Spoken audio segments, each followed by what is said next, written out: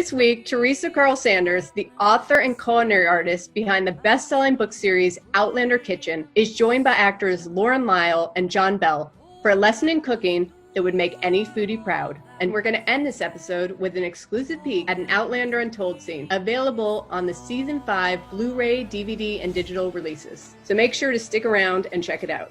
Without further ado, let's dive in. Hi, Theresa. Thank you, Meryl, for that introduction, and welcome everybody. We're going to do a recipe today from the new Outlander Kitchen to the New World and back again, and I'm very excited to join John Bell, who plays young Ian. Hi, Theresa. And I hear we also have another person joining us live from the UK. Hello! Hello, yes, the United Kingdom. But lovely to be joining you. I'm very happy to be here. I'm excited to cook. I'm coming from Madrid in Spain. This is my new flat here. I can't wait to see what you're going to make for us. You've got they look like spring onions, but I believe, do the Americans say scallions? I say green onions, but the style guide for the cookbook says scallions. So we shall say scallions today. Perfect. Excellent, sounds great. So we're going to make fried fish and batter.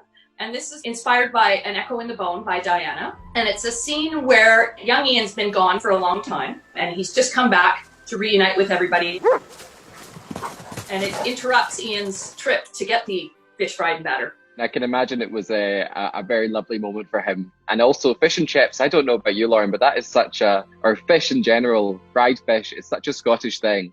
We grew up on chippies. Get your chippy. We were having a debate. Is fantastic. Loads of me and my friends are having a debate about this the other week about people I'd grown up with. We were like, what was the best chippy? We all definitely agreed it was like the worst, most fried, battered one with like the oiliest, crispiest chips. You don't want fancy. Well, I say this, you don't want fancy fish and chips. However, I feel like, Theresa, you're about to give us fancy fish and chips.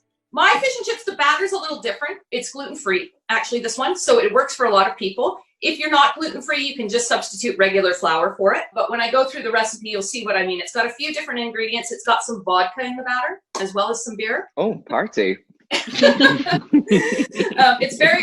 early in the morning here yet, but it's never too early to break open the bar when you're cooking. Correct. Oh, it's 5 o'clock somewhere, Theresa. The first thing we're going to do is make a tartar sauce, a really quick one. It's pretty simple. I've got a cup of mayonnaise here. You could make it at home, but I've just used a bottled kind from the store. And I've got a couple of green onions that I'm going to chop up and mince up nice and small so that it's not too chunky.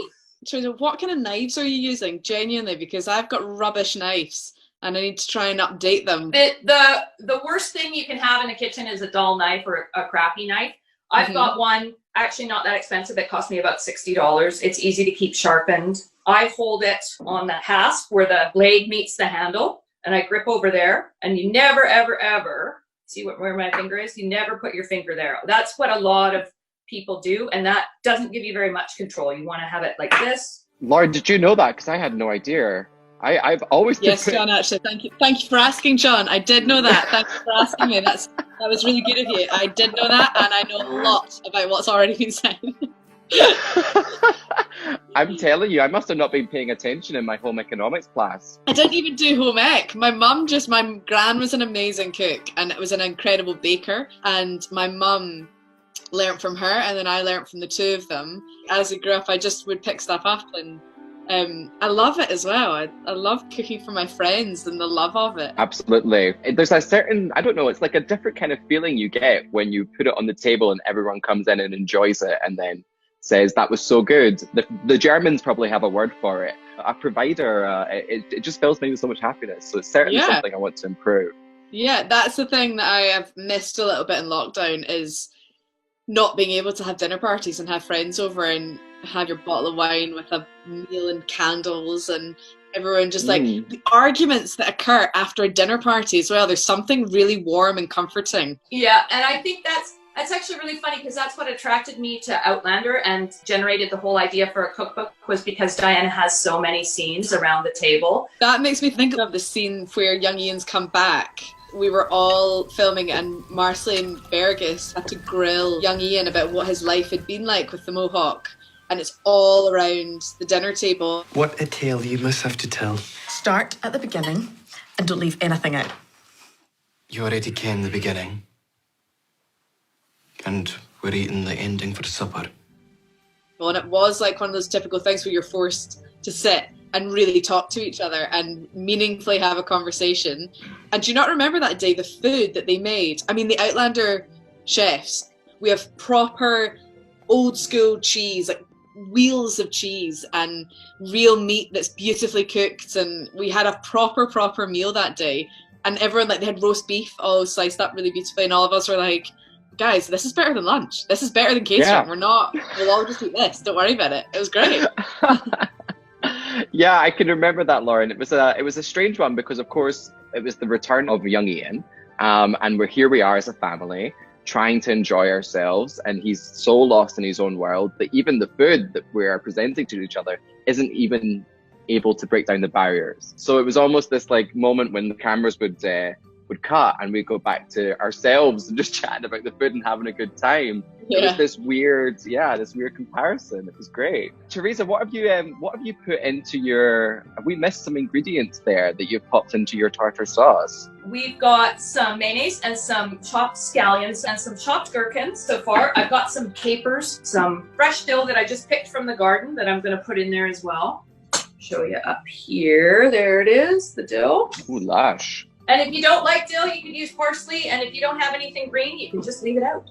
See, when Marsali was announced to be part of the show, I think it was Diana and our vocal coach wanted to tell the fans that the way you pronounce Marsali is like parsley. So everyone, since season 3, has gone around saying, oh, Marsali, like parsley. And the irony of it all is that that's the one food in the whole world that I despise. I'm guilty of it too, Lauren. It's the strongest flavour that I'd much rather have. Like, I love coriander, I love chives. Parsley, it's like I don't know if anyone else feels that with herbs, but it's just not the one. I've met a few passionate fans along the way that really hate thyme. And I use a lot of thyme. I like thyme. I don't know, never heard of anyone who hates thyme until Outlander Kitchen. Yes, you can always leave out any herb. If you don't like it, just leave it out. So I'm just mixing up all of this. This is the tartar sauce. It's complete. It's got some mayonnaise in it, some scallions or chopped green onions, some gherkins, some capers, some dill, and some Dijon mustard, and some, I'm going to mess it up, Worcestershire sauce. So we've got the tartar sauce already, and now we're just going to batter the fish and fry it. I've turned my oil on.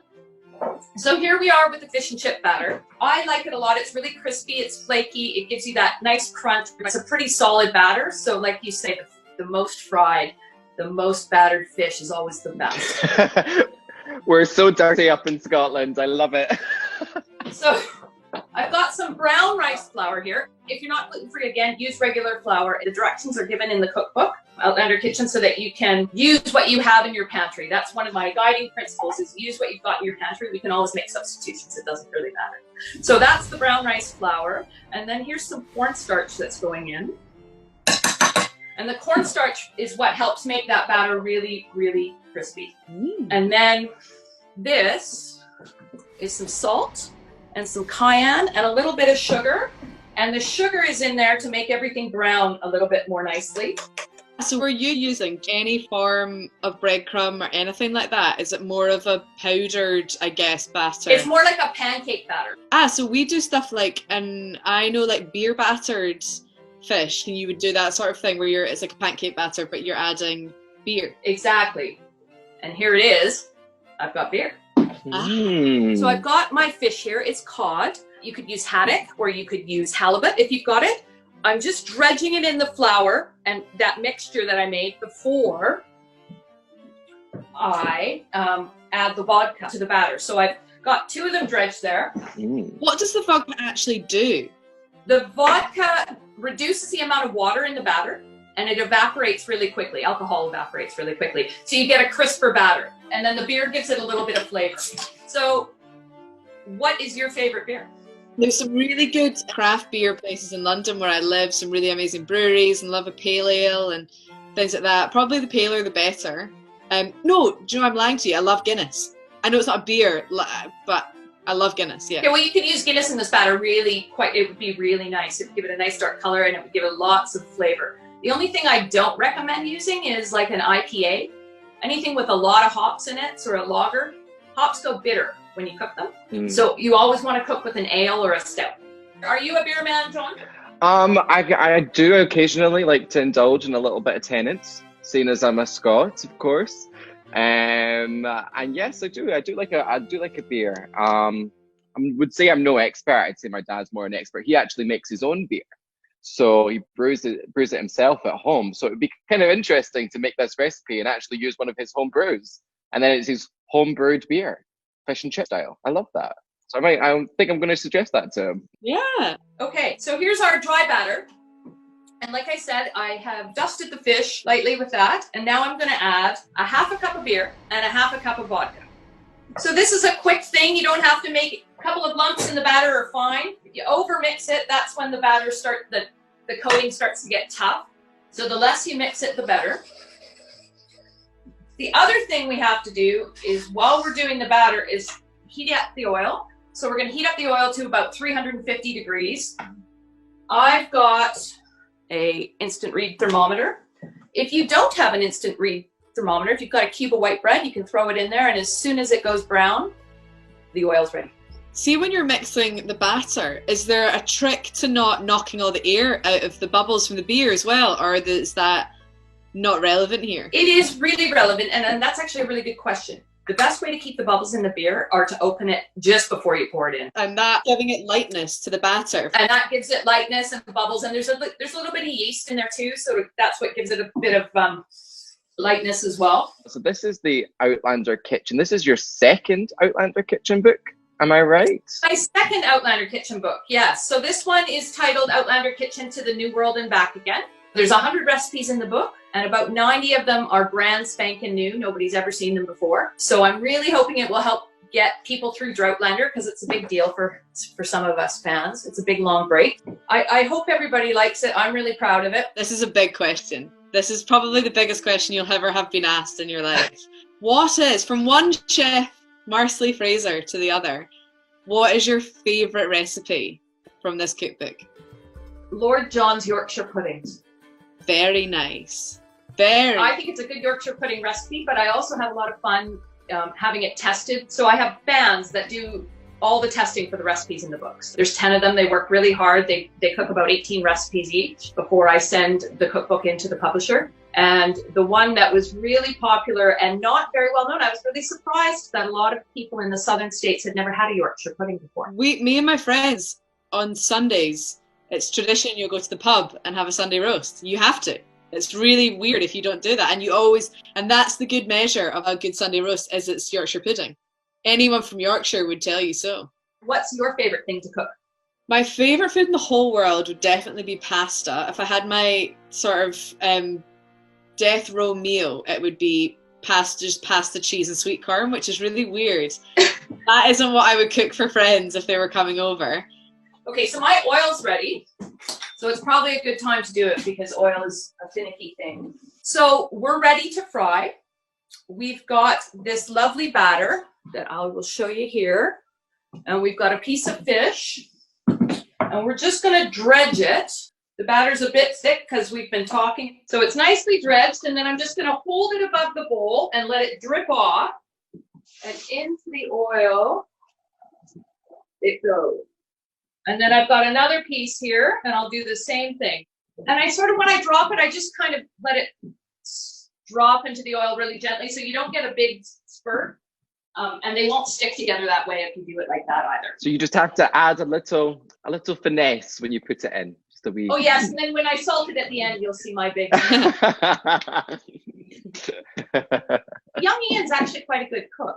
I don't know if you know that from the books, but he's been taught quite a few dishes that he presents to the Fraser clan at different times after he gets back from being with the Mohawk. So from what I understand, Theresa, from a little bit of research I've done into what dishes were prepared by the Native Americans on the eastern part of the US, there was something called the Three Sisters, am I right? Which was corn, squash, and I can't remember the third one. Beans, yes. And they were all grown together, right? Yeah, on a big mound. And because the three plants companion plant really well together. So they fight off diseases that one plant is vulnerable to. Another one of those plants will keep the bugs away. And that's exactly what young Ian cooks in the books. He cooks lots of wild yams as well. He's very good with a wild yam, Claire says. Oh, I must say I'm pretty good with a wild yam myself. Yay! I'm going to leave you to alone. So the fish is fried. There we go. I'll put it. Oh, yes. Speaking of the first Outlander kitchen, I've got some French fries here that are really easy. You start them in cold oil. You cover them with cold vegetable oil. You turn the pan on high and when they're golden brown, they're done.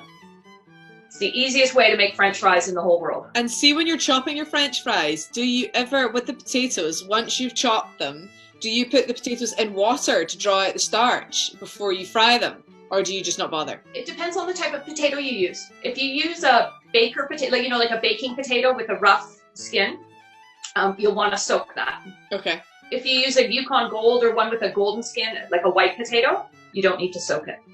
So that's what I've used here. I've used red potatoes. So they're the same. So we had it in the oil, the fish in the oil for about 5 to 6 minutes for a piece this size. The thicker the fish, the longer it's going to take to cook.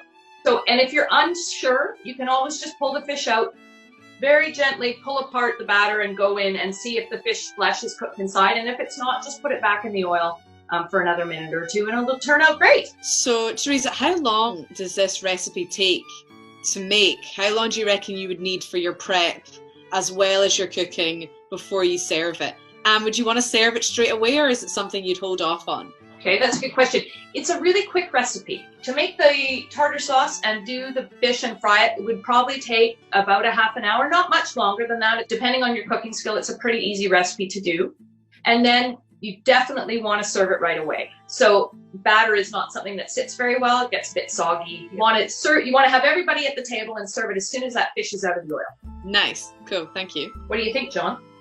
You are making me very jealous right now, honestly. Really unfair. And it's actually, it's 8 p.m. here and they don't eat dinner for another hour and a half. I don't know what I'm going to do. Yeah. But I can tell you that I must go out and get myself a nice bit of white fish and try this myself because, Theresa, it looks beautiful. Delicious. Thank you so much for sharing. Oh, well, thank you. What do you think, Lauren? Yeah, it looks delicious. Amazing. And all good tips as well. And I'm not very much of an expert cook. I'm looking at 2 expert cooks right here. But what would you say was the difficulty level here? Do you think this is something that anybody can cook, or that is maybe requires a bit more practice? No, I think it's actually pretty accessible for everybody. The scariest thing is the hot oil. And as long as you don't overfill the pot, give yourself lots of room for that oil to bubble up, you'll be fine. And once you've done it once, the fear goes away and then you can do it again and it just gets better and better. Do you think, Theresa, this is the sort of thing the Frasers would eat on the ridge of a Friday night after a long day's battle? I think it might go over better than Claire's peanut butter sandwiches did. Everybody looked like that was a very 18th century moment there with you all chewing on those sandwiches and wondering what the heck this peanut butter was. I think that Jamie would enjoy a piece of fried fish. I don't know anyone that doesn't, except people that don't eat fish. Jamie would be out catching it in the river. Totally. Claire with her gun shooting it or something in the water. Actually, I was also quite the adept fish gutter in one of this episodes this season, so I think young Ian would get his yeah. So the scene where I sort of reveal a little bit about where young Ian's been. I'm gutting fish, and I had to learn how to gut fish for it too, and catching it in the river with the water up to my thighs. Oh, it was a very sexy moment for young Ian. Yeah, we've both been in some real sexy, like, cutting up moments this year, haven't we? Absolutely. Like, blood up to here and you've got water up to here. Yeah, I mean, what can you say? Cooking sexy. Guys, thank you so much for joining us. It's been an absolute thrill to learn from you, Theresa. That's been amazing. It has been an absolute pleasure learning from you, Theresa, and reminiscing with you, Lauren. Hope you guys can get together and cook along with each other and cope through Outlander. We'll see you soon. Lots of love. Lots of love. Outlander Kitchen to the New World and Back Again is on sale now. Thank you so much for joining us, and happy Droughtlander, everybody. Take care. Thank you, Theresa, Lauren, and John, for teaching us some new cooking skills, and thanks to the fans for tuning in. If you've enjoyed what you've seen today, please feel free to click the link on this page to help us support Doctors Without Borders. Once again, we now have an exclusive sneak peek at an Outlander Untold scene from the Season 5 DVD and Blu-ray release. Please enjoy and tune in next time for more of our end of summer series. Today we're filming the DVD extra scene, War Paint. What this scene is about is young Ian preparing to go to war, really for the first time. Ian is looking for ingredients in order to make a blood red paint, which is really his sort of form of armour. Ian's asking Lizzie to help him to get ready for battle. He's trying to embody the mohawk that he has lived with over the last few years. She's terrified that by doing something for Ian, such as that, she would let him down again. She certainly, I think, puts it into perspective what he's doing and challenges him. That almost gives him even more confidence. They actually kind of bolster each other to do the thing they need to do. I'm going with Uncle Jamie. I'm going to war. The paint is for my face. Please, you didn't have to go with them, with the other men. Please, don't leave us, you might get hurt. Well, this house is so big, and now you're here. You've come back. How empty it'll be without you. We'll be alone here. I must go, Lizzie.